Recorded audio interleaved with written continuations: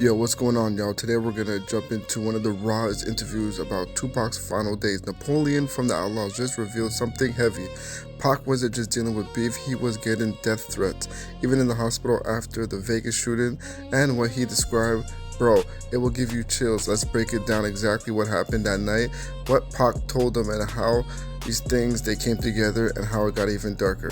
So this whole story starts during the legendary moment when Snoop Dogg went on the radio with Angie Martinez saying he had no problems with Biggie or Bad Boy, and according to Napoleon, when Tupac heard that, he was hurt, not because Snoop didn't want beef, but because Snoop had been right there in the studio dissing Biggie and Puff right alongside him.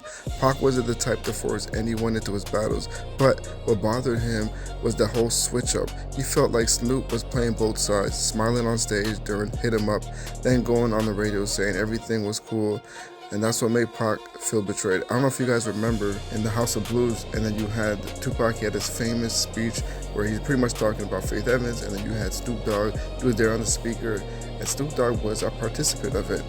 So it's kind of strange how Snoop Dogg, he secretly was friends with Biggie at the same time, but was egging on and being a whole codependent to the whole insults. Kind of strange. Then Napoleon, he gets into something even deeper. Tupac was constantly getting threats even before Vegas.